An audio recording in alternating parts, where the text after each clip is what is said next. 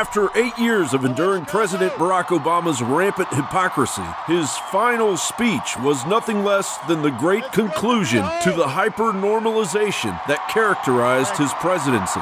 You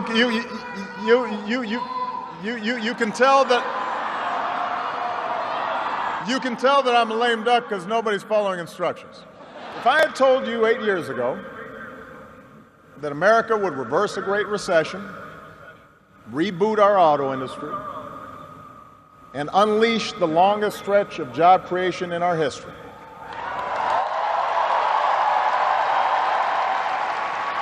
if I had told you that we would open up a new chapter with the Cuban people, shut down Iran's nuclear weapons program without firing a shot, take out the mastermind of 9/11,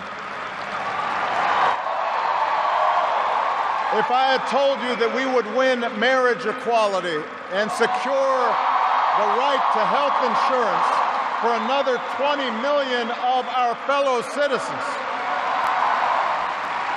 if I had told you all that, you might have said our sights were set a little too high.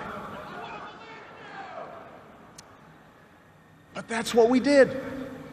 After my election, there was talk of a post-racial America. And such a vision, however well-intended,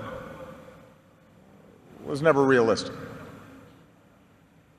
Race remains a potent and often divisive force in our society. Now, I've lived long enough to know that race relations are better than they were 10 or 20 or 30 years ago, no matter what some folks say. You can see it not just in statistics, you see it in the attitudes of young Americans across the political spectrum. For native-born Americans, it means reminding ourselves that the stereotypes about immigrants today were said almost word for word about the Irish and Italians and Poles, who it was said were going to destroy the fundamental character of America. And as it turned out, America wasn't weakened by the presence of these newcomers. These newcomers embraced this nation's creed, and this nation was strengthened. So, it's that spirit, a faith in reason and enterprise, and the primacy of right over might that allowed us to resist the lure of fascism and tyranny.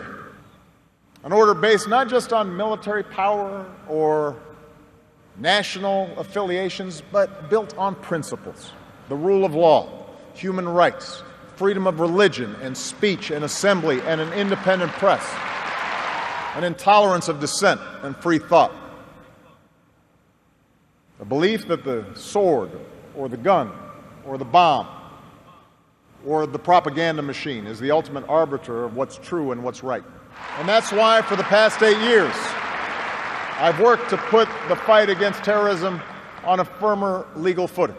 That's why we've ended torture, worked to close Gitmo, reformed our laws governing surveillance to protect privacy and civil liberties. We should reduce the corrosive influence of money in our politics and insist on the principles of transparency and ethics in public service. I have a feeling that's not the last we'll hear from Mr. Obama. Yes, we can. Yes, we did. Yes, we can. Thank you. God bless you. May God continue to bless the United States of America.